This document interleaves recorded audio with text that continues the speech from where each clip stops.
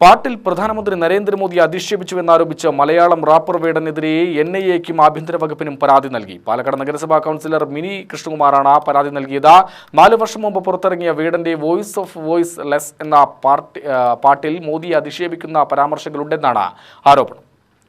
പൊതുവ്യക്തിത്വങ്ങളെ അധിക്ഷേപിക്കൽ, വിദ്വേഷം വളർത്തൽ, ജാതി വിവേചനം പ്രോത്സാഹിപ്പിക്കുന്ന ജാതി അധിഷ്ഠിത അപകീർത്തിപ്പെടുത്തൽ, അക്രമവും വിദ്വേഷവും വളർത്തുന്നതിന് ഡിജിറ്റൽ പ്ലാറ്റ്ഫോമുകളുടെ ഉപയോഗം തുടങ്ങിയവ ആരോപിച്ചാണ് മിനി കൃഷ്ണകുമാർ പരാതി നൽകിയിട്ടുള്ളത്. ഇന്നത്തെ ആധുനിക കാലഘട്ടത്തിനും ഇന്നത്തെ സർക്കാരിന്റെ വിശ്വസ്തതയ്ക്കും പറ്റിയ കാര്യമല്ല വേടന്റെ വരികളിലുള്ളതെന്ന് മിനി കൃഷ്ണകുമാർ പറഞ്ഞു. ഇപ്പോഴാണ് താനിത് കാണുന്നതെന്നും അന്ന് കണ്ടിരുന്നെങ്കിൽ അന്ന് കേസ് കൊടുക്കുമായിരുന്നുവെന്നും അവർ പറഞ്ഞു. അതായത് നമ്മുടെ പ്രധാനമന്ത്രി നരേന്ദ്രമോദിജിയെ ദേശവാദി എന്നാണ് റാപ്പ് സംഗീതത്തിൽ ആലപിച്ചുകൊണ്ടിരിക്കെ വേടൻ പരാമർശിച്ചുകൊണ്ട് പറഞ്ഞിരിക്കുന്നത്.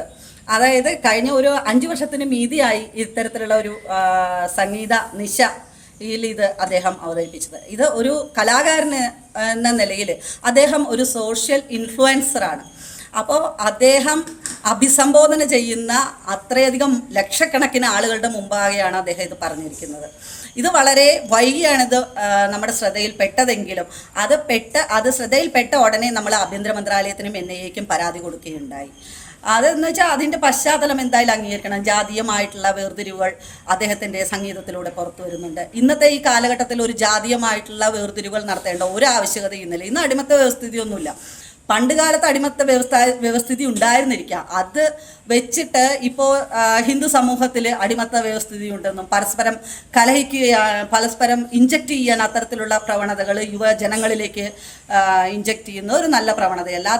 എന്താണ് അതിൻ്റെ പശ്ചാത്തലം? എന്തുകൊണ്ടാണ് അങ്ങനെ ഒരു വിമോചന സമരമോ ഒരു വലിയൊരു വിപ്ലവമോ ഒന്നും നടത്തേണ്ട ഒരു ആവശ്യകത ഇന്ന്, ജാതി വിപ്ലവമോ നടത്തേണ്ട ഒരു ആവശ്യകതയൊന്നും ഇന്ന് നമ്മുടെ കേരളത്തിലുമില്ല, ഭാരതത്തിലുമില്ല. അപ്പം ഇത്തരത്തിലുള്ള ഒരു ചേതോവികാരം എന്തുകൊണ്ടാണ് ഈ പാട്ടിലൂടെ കടന്നു വരുന്നത് എന്നത് വ്യക്തമായി അന്വേഷിക്കണമെന്നാണ് കേന്ദ്ര രഹസ്യാന്വേഷണ വിഭാഗത്തോട് ആവശ്യപ്പെട്ടിരിക്കുന്നത്.